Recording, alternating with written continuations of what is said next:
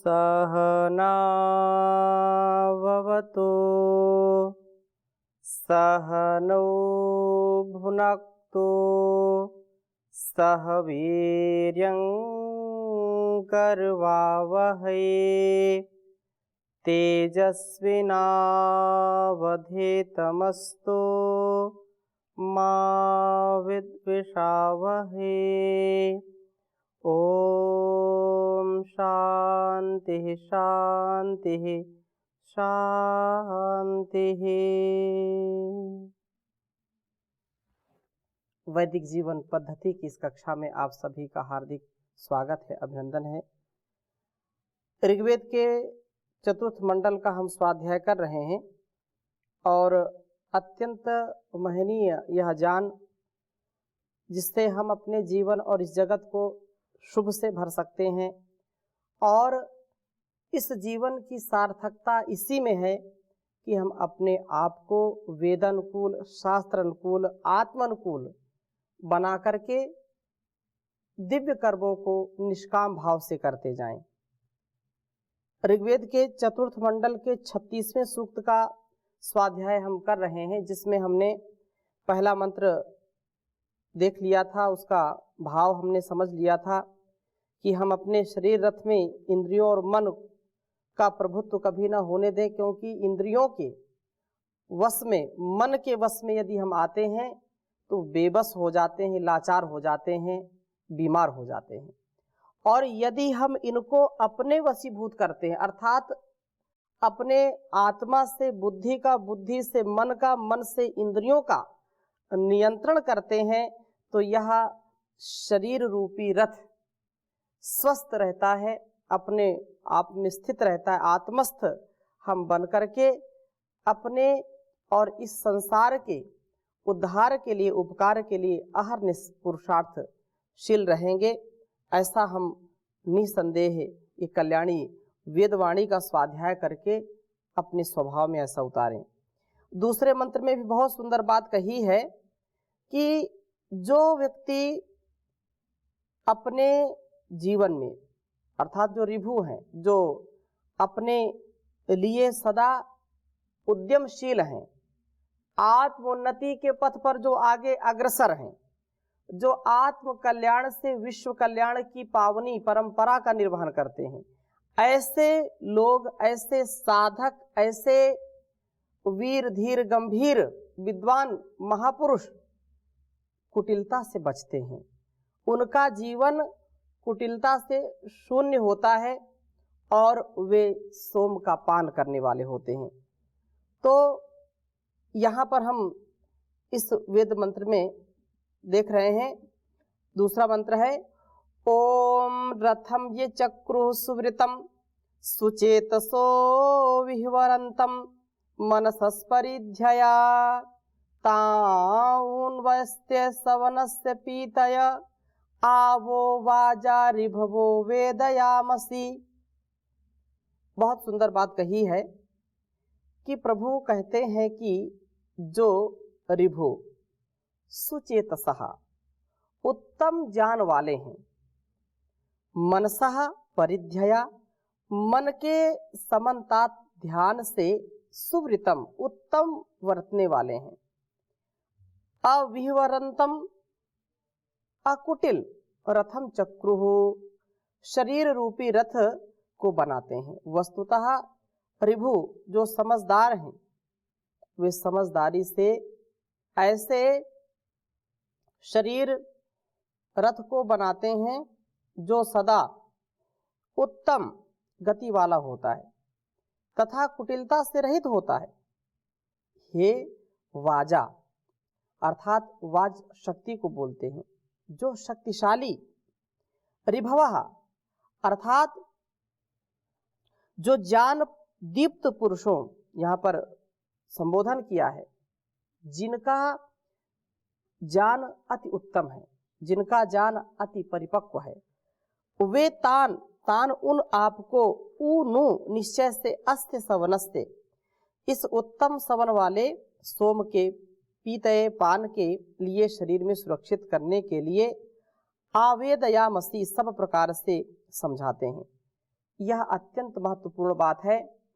जो युवा युवतियां जो अपने इंद्रियों को नियंत्रण में रख करके अपने ब्रह्मचर्य का पालन करते हैं, जो पुरुष स्त्री अपने इस जीवन की भलाई और जगत की भलाई चाहते हैं, वे अपने ब्रह्मचर्य को सुदृढ़ रखते हैं, वे सोम का पान करते हैं, सोमपाई होते हैं, और वह ब्रह्मचर्य से युक्त जीवन वास्तव में देदीप्यमान होता है, वह शीतलता से युक्त होता है, वह तेजस्विता से ओजस्विता से परिपूर्ण होता है।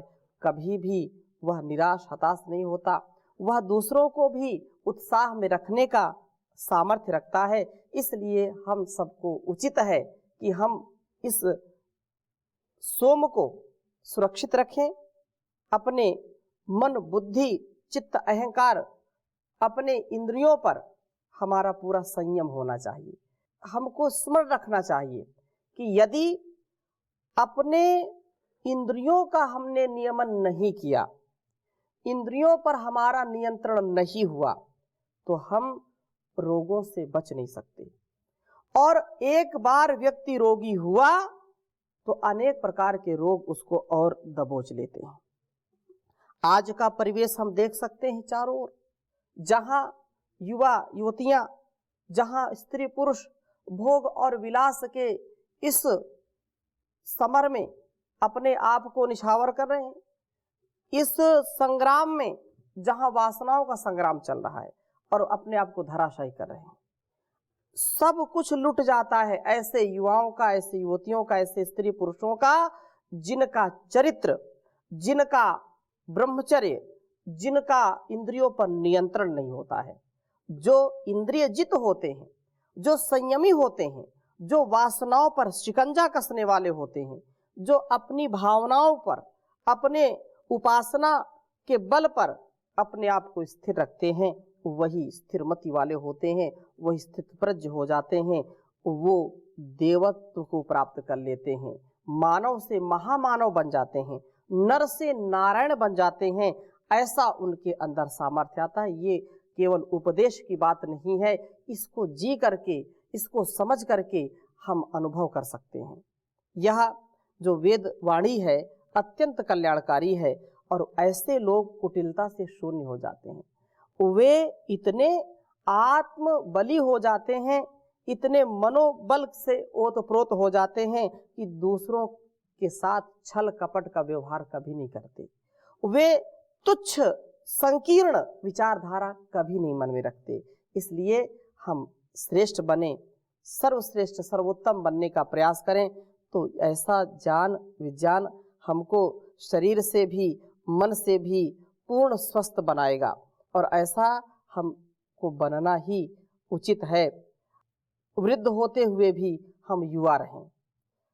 जो व्यक्ति इंद्रियजित होता है, सोमपान करता है, वह कितना भी वृद्ध हो जाए, युवा के जैसा उसके अंदर वेग होता है। तो तीसरे मंत्र में बहुत सुंदर बात कही है, इसको आपके समक्ष मैं लिखता हूं, फिर चर्चा करूंगा। ओम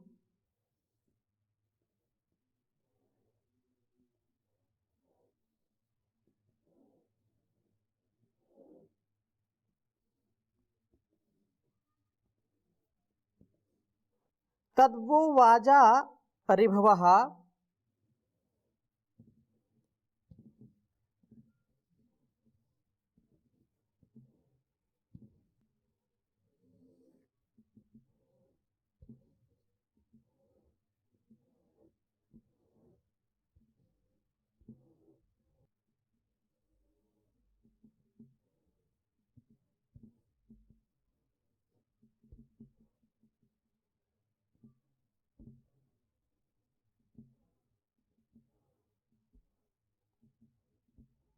तद्वो वाजा रिभवः सुप्रवाचनम।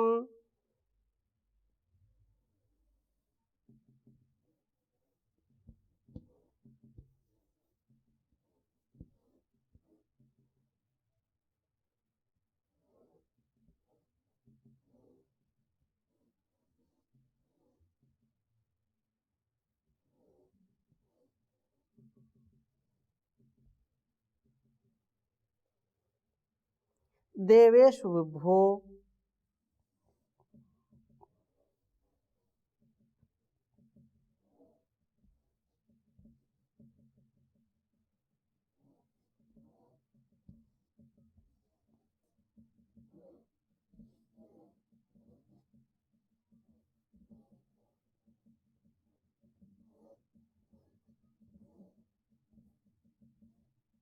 देवेषु विभो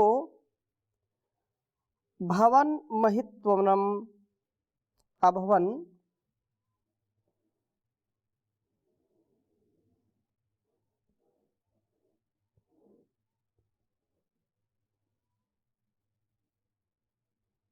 अभवन महित्वनम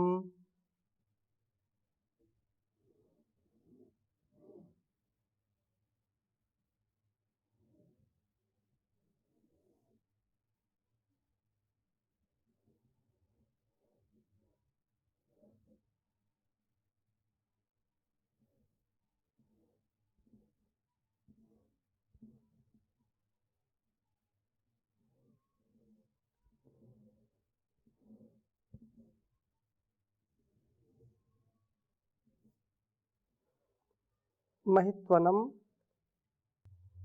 जिव्री यत्संता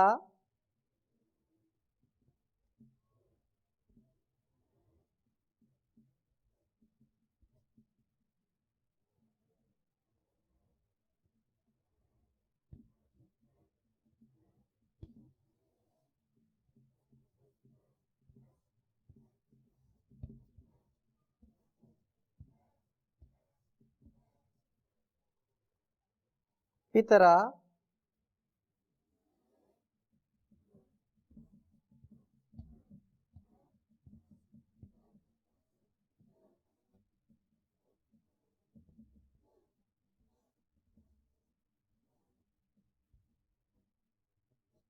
पितरा सनाजुरा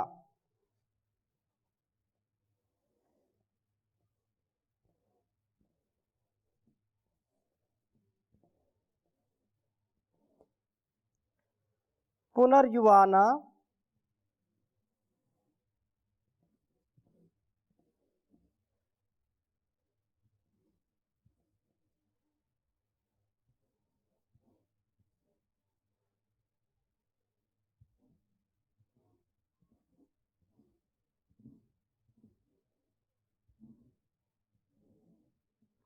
पुनर्युवाना चरथाय तक्षथ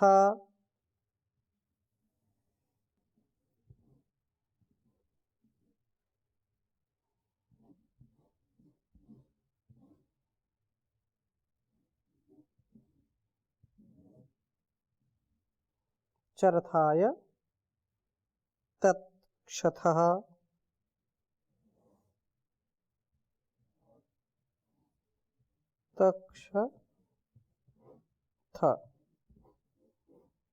तक्षथ ऋग्वेद के चतुर्थ मंडल के 36वें सूक्त का यह तीसरा मंत्र है। ओम तद्वोवाचा ऋभवा सुप्रवाचनम देवेषु विभो अभवन महित्वनम जिव्री यत्संता पितरा सनाजुरा पुनर्युवाना चरथाय तक्षथ। ओम तद्वोवाचा ऋभवा सुप्रवाचनम देवेषु विभो अभवन महित्वनम जिव्री यत्संता पितरा सनाजुरा पुनर्युवाना चरथाय तक्षथा। बहुत ही सुंदर भाव वेद मंत्र का है।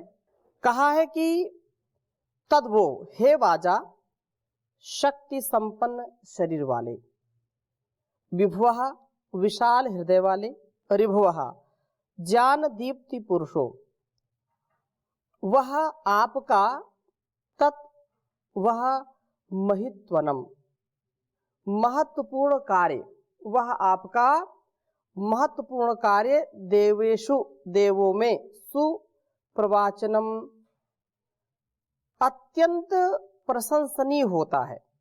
यत की जो जिब्री संता वृद्ध होते हुए भी सनाजुरा सदा जीर्ण होने वाले पितरा द्यावा पृथ्वी रूप माता पिता को मस्तिष्क व शरीर को चरथाय मार्ग पर आगे बढ़ने के लिए पुनः जो पितरा अर्थात जो द्यावा पृथ्वी रूप माता पिता को मस्तिष्क व शरीर को मार्ग पर आगे बढ़ने वाले के लिए युवाना पुनः युवा तक्षथा कर देते हो। आप मस्तिष्क को ज्ञान दीप्त बनाते हो तो शरीर को बड़ा दृढ़ बना देते हो।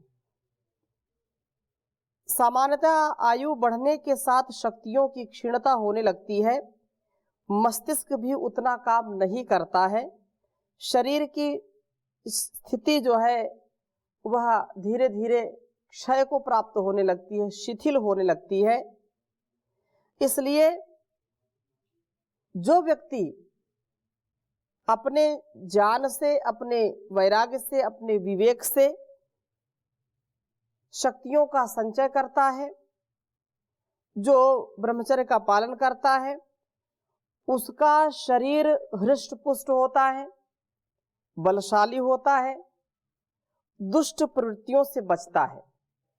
उसके शारीरिक मानसिक जो रोग होते हैं, जो कष्ट होते हैं, वो नष्ट हो जाते हैं और शरीर वृद्धावस्था में भी शिथिल नहीं होता, मस्तिष्क भी ठीक ठीक कार्य करता है। इस प्रकार से जीवन के प्राप्त सवन से ही सोमपान का ध्यान करें। जब से जीवन हमारा आरंभ होता है, हम थोड़ा सा भी ज्ञान से युक्त होते हैं तो उस समय हमको यह स्मरण रखना चाहिए कि हमको अपने इंद्रियों के बल, इंद्रियों के सामर्थ्य से क्षीण नहीं होना, अर्थात इंद्रियां हमारी समर्थ रहें। जब तक यह जीवन है, वृद्धावस्था तक भी हम आँखों से देखने का कार्य करें, हमारी आँखें धोखा ना दे जाएं हमको, कानों से सुनने का काम करें। वृद्धावस्था में ऐसा ना हो कि सुनाई कम पड़ने लगे। रसना से चखने का, नासिका से सूंघने का और हाथ पैर से अपने कर्मों को करने का सामर्थ्य हमको अंतिम श्वास तक मिले। हम वृद्धावस्था में भी नौजवानों जैसा तेज धारण कर सकें, युवाओं जैसा हमारे अंदर वेग हो, बुद्धि हो, बल हो, सामर्थ्य हो। और यह कहने की बात नहीं, इसको जीना चाहिए। और जो अच्छा विचार रखते हैं, अच्छा आहार लेते हैं, संयम रखते हैं अपने इंद्रियों पर, वे वृद्धावस्था तक किसी का भी सहारा नहीं लेते। किसी के साथ, किसी के भी यहाँ जो क्लेश है, उस क्लेश से युक्त उनका जीवन नहीं होता। अर्थात विशेषतः इस तृतीय सवन में 68 वर्ष से लेकर के 116 वर्ष तक सोमपान का पूरा ध्यान करें तो हमारे ये मस्तिष्क व शरीर फिर युवा से ही हो जाते हैं। सबसे अधिक महत्वपूर्ण कार्य यही है। विद्वान लोग इस कार्य के महत्व का बार बार गुणगान करते हैं, महिमा मंडन करते हैं। यह कार्य ही हमें ऋभु, विभुआ व वाज्य बनाता है। सोम रक्षण द्वारा हम मस्तिष्क व शरीर को दीप्त व सशक्त बनाएं। वृद्धावस्था में ये जीर्ण न होकर के युवावस्था से बने रहते हैं।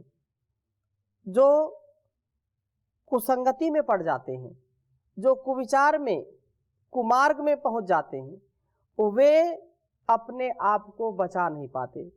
इसलिए हम सुपथ से चले, न्याय के पथ से चले और जीवन और इस जगत की भलाई के लिए वृद्ध होते हुए भी युवावस्था का आनंद ले सके, इसके लिए रोज यम नियम के साथ अष्टांग योग का पालन, स्वाध्याय, सत्संग और जो उचित दिनचर्या है, नित्यम हिताहार विहार सेवी होना चाहिए।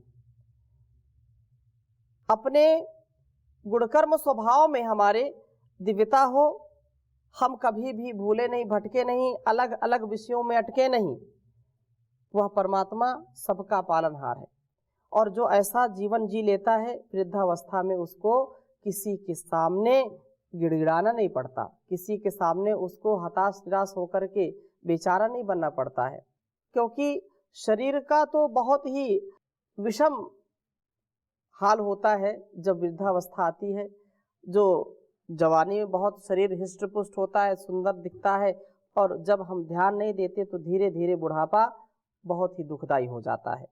इसलिए प्राचीन परंपरा रही है कि ब्रह्मचर्य काल में विद्याध्ययन करना, अपने शरीर को बलशाली बनाना, पुष्ट बनाना, और फिर संतुष्टि पूर्वक गृहस्थ आश्रम को व्यतीत करना। इसके बाद जो शक्ति क्षीण हो गई गृहस्थ में, उस शक्ति का पुनः संचय करने के लिए वानप्रस्थ आश्रम की व्यवस्था की गई थी, ताकि वृद्धावस्था हमारी कमजोर बन करके, लाचार बन करके, रोगी बन करके ना कटे। इसलिए हम गृहस्थ के बाद वानप्रस्थ में जरूर जाएं।